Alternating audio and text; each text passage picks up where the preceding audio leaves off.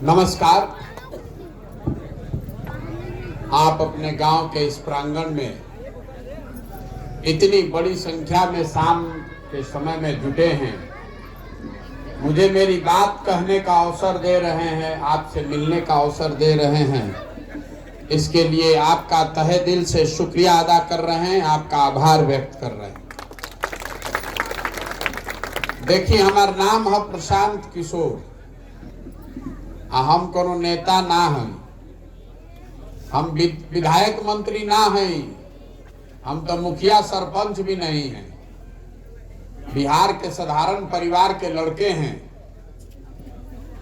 संकल्प लिए हैं कि गांव देहात शहर कस्बा जितना बिहार में बा में पैदले चल के जाए। अभी 182 दिन हो गए चलो, पूरा बिहार चले में अभी 1.5 बरिस लागी। अपन घर परिवार सुख सुविधा छोड़ के गावे गावे हम पैदल काहे के चलतनी। हमारा पैदल चले से तो और गरीबी ना दूर होई। हमारे पैदल चलने से आपका कोई कष्ट नहीं दूर होगा। हम किसी का मदद भी नहीं करते। हम रास्ता में चलतानी आदमी 100 गो समस्या बतावता। कोई राशन कार्ड के बारे में बतिया रहल बा, कोई नाली गली सड़क के बारे में बतावता, कोई पानी के समस्या बतावता, कोई पढ़ाई के समस्या बतावता। हम सुनता नहीं सब, लेकिन हम मदद किसी का नहीं करते। कैसे कि मान ले कि हम कोई के मदद एक आदमी के करियो दी तो उसे राउर जिंदगी ना सुधरी। राउर जिंदगी एक आदमी के हम ठेका लियो ली तो उसे 13 करोड़ आदमी के तो जिंदगी ना सुधरी। तो इस बिहार के अगर सुधारे के बाद एकरा के कोनो नेता ना सुधार सके। कोई नेता कोई दल बिहार को नहीं सुधार सकता है। 13 करोड़ लोगों का जिंदगी को सुधारना है तो आपको ही तैयारी करना पड़ेगा। यही से चलल बानी पैदल। ये बतावे मछली नहीं थी बाटो, मछली मारे सिखावे आयल बानी। हमने के दुर्दशा काहे बाई, पहले बात के समझी। एक बार समझ में आ जाए तो अपने आप जीवन एक तरह से बेहतर हो जाए। देखिए, नेता जे बा जे मंच पावता, जे सरकार में रहता, वो कहता कि हम बहुत बढ़िया काम करता। आ जे ओकर विरोधी बा तो ओकरा के गरियावता के भाई तो कुछ कामे नहीं खन करत। यही तू में लागल बा।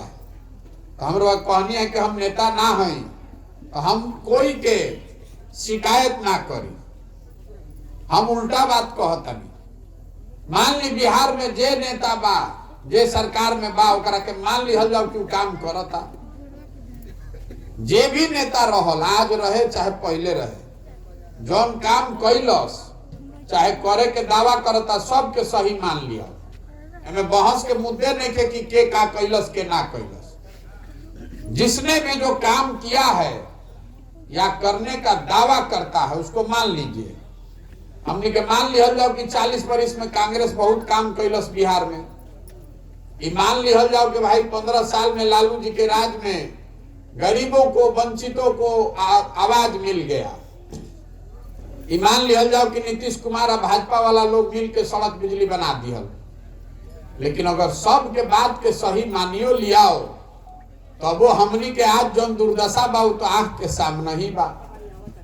सब के काम के लिए उसका सम्मान है।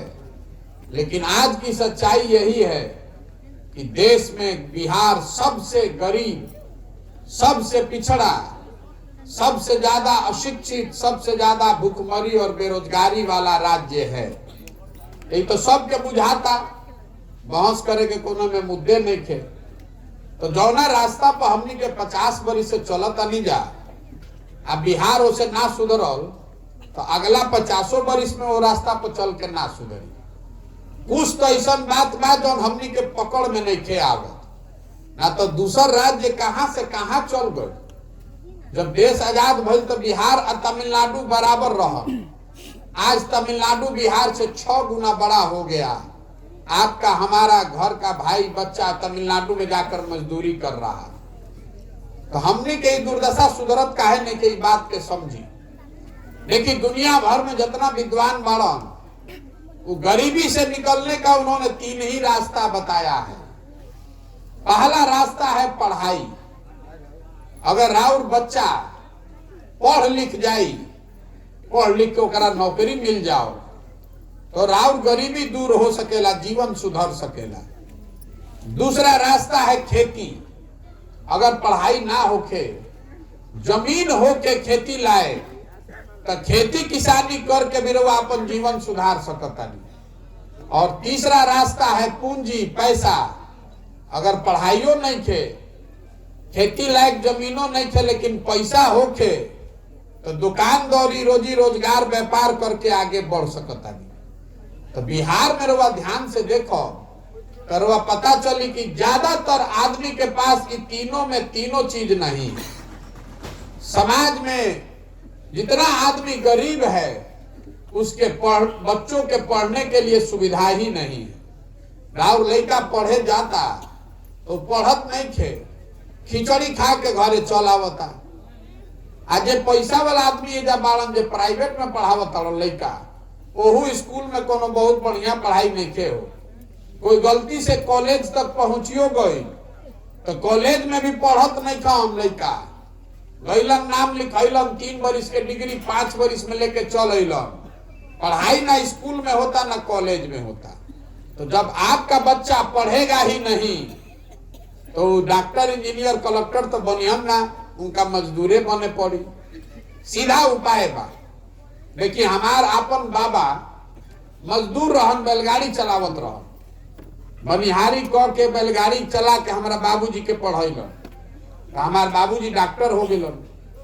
हमार बाबूजी हमरा के पढ़ैले बड़न तब न हम खड़ा होके बोलता नहीं।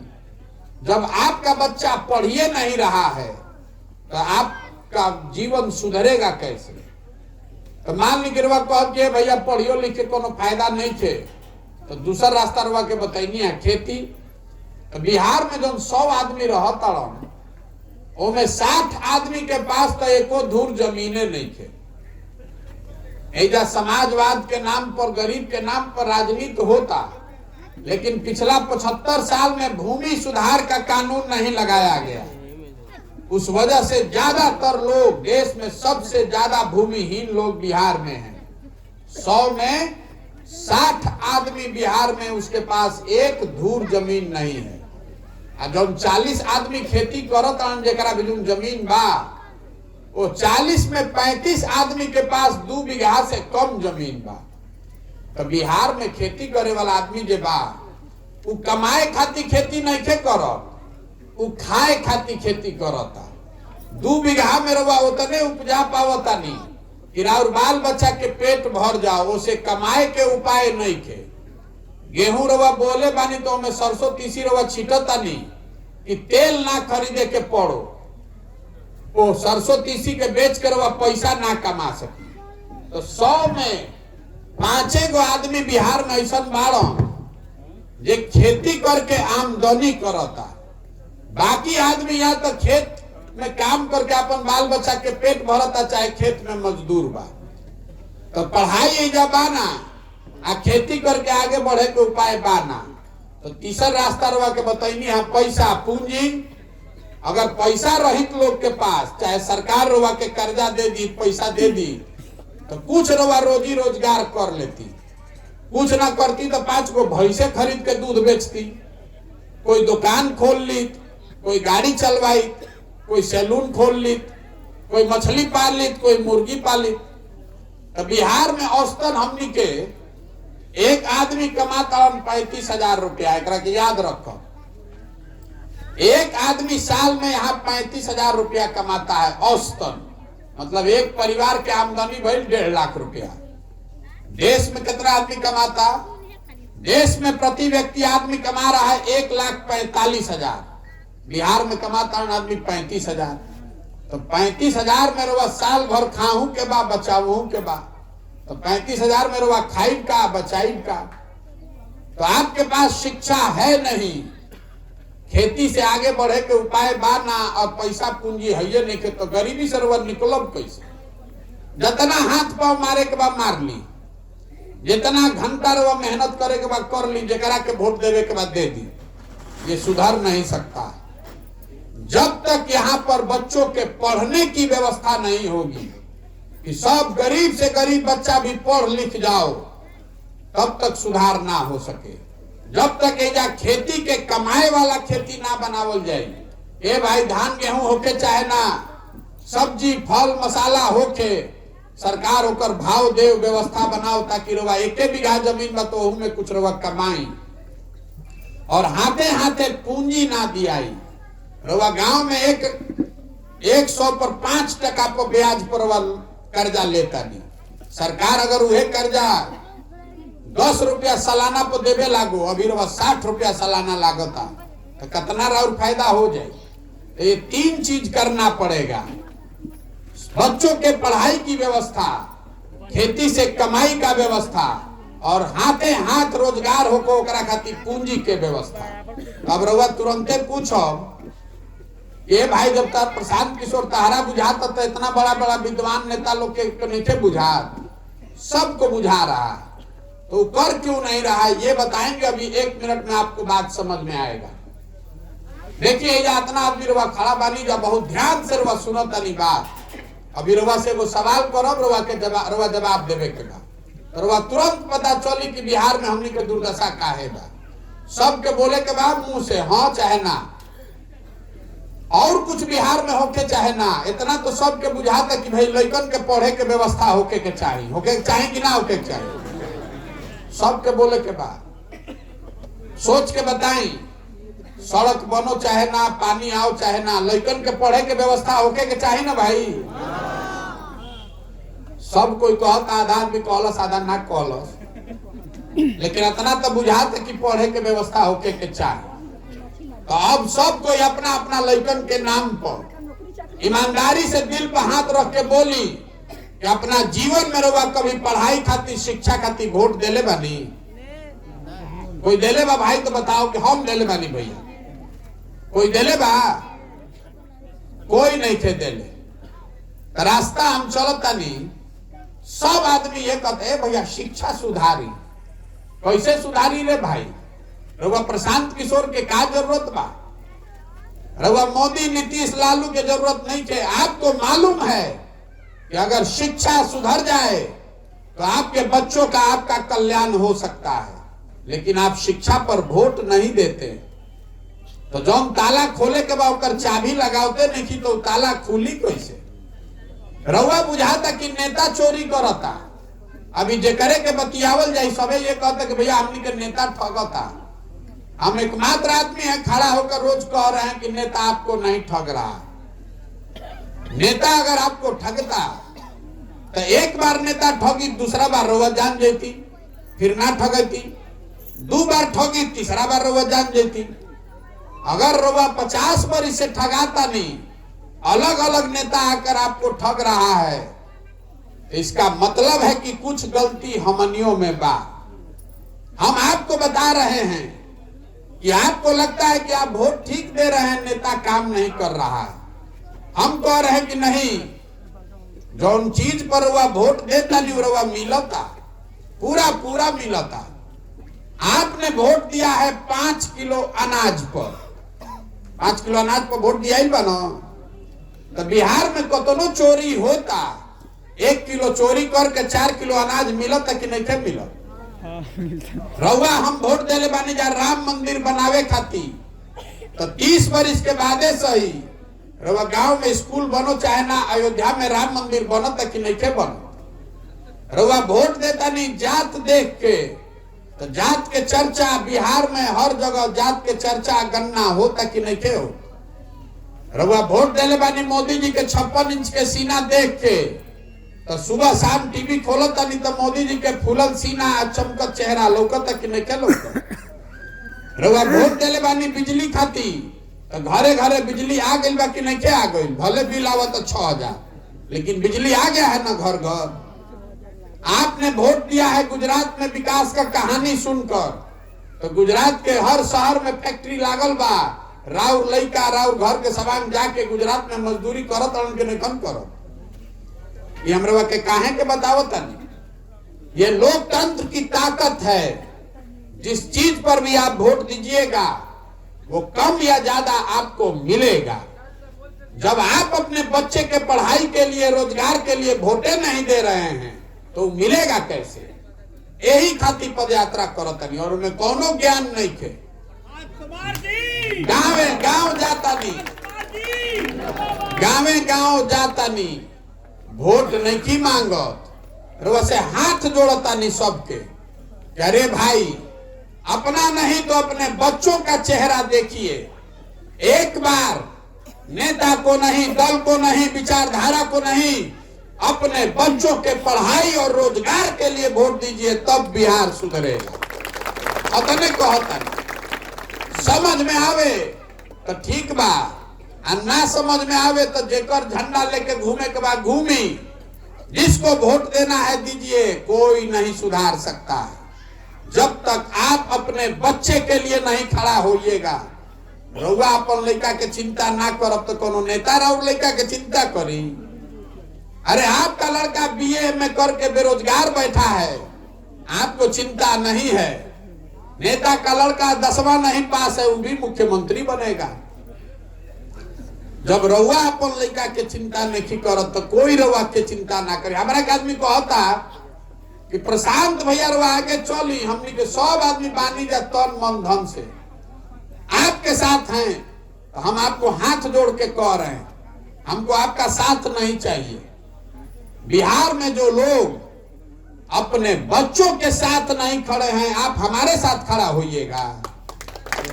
लोग अपना लड़का खातिर नहीं खड़ा हो, आपके नस में जाति का, धर्म का नशा इतना घुस गया है कि आपका लड़का आधा पेट खा के सुतता। राउर लड़का पढ़त नहीं थे, राउर लड़का पढ़ लिख के बेरोजगार बैठल बा, तबो राउर आंख नहीं के खुलत। रउआ प्रशांत किशोर का जागो नहीं जगिएगा।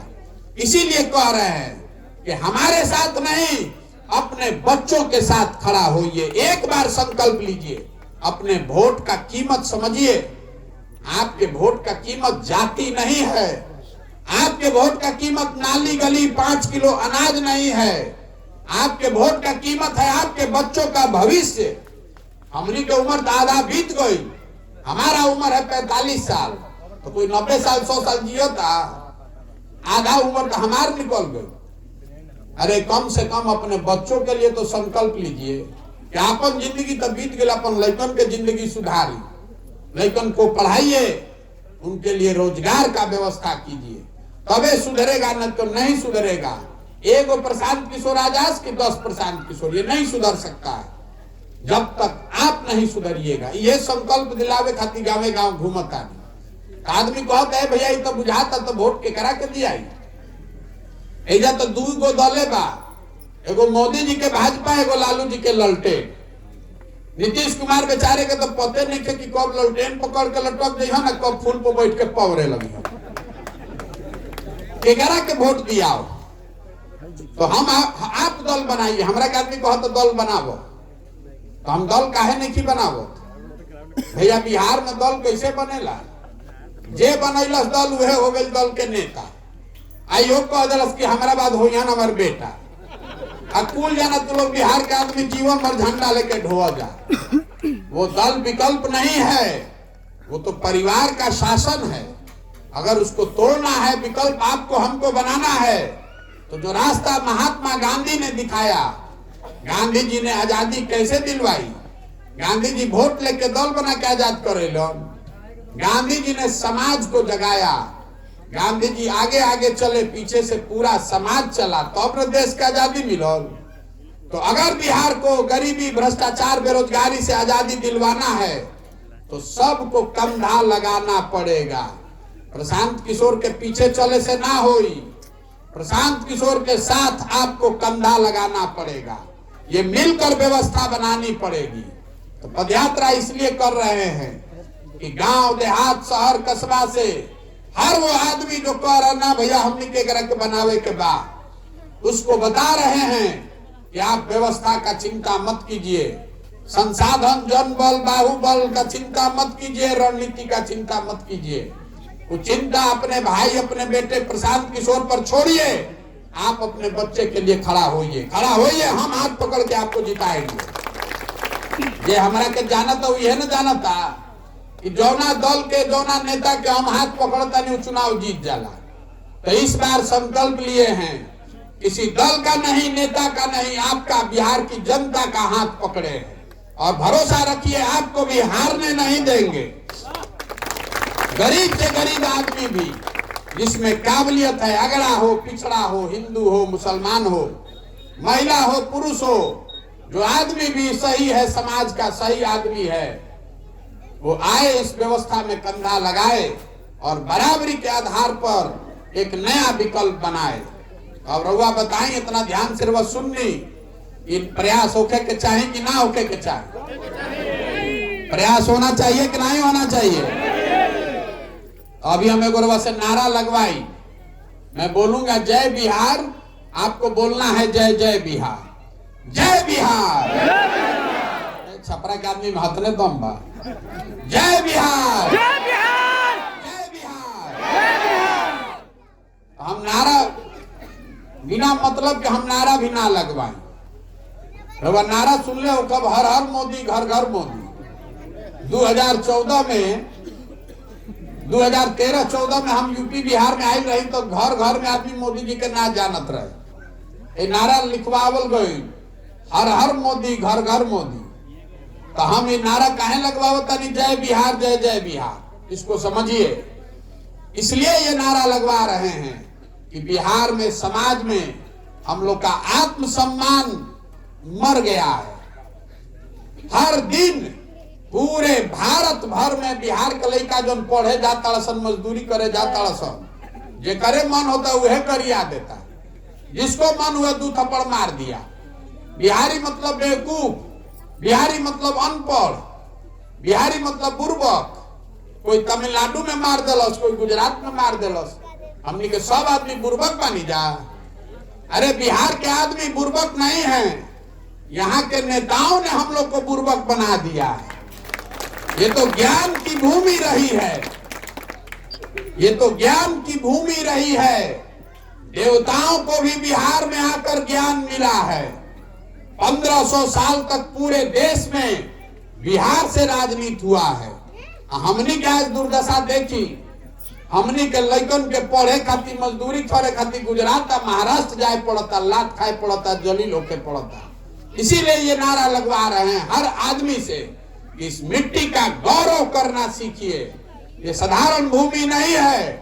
एक बार आप खड़े हो जाइएगा, अपने बच्चों के लिए खड़े हो जाइए, तो आप में, इस मिट्टी में, यहाँ के लड़कों में वो ताकत है कि हम लोग यहाँ ऐसी व्यवस्था बना सकते हैं कि पुराने जमाने की तरह देश भर से लोग पढ़ने के लिए और रोजगार के लिए बिहार में आएंगे। आप देखिएगा, यहाँ के लोगों की ये ताकत है। अब हमारा के आदमी कहता ये भैया इतना बढ़िया बढ़िया बतियावत प्रशांत किशोर अपना खती का चाहता।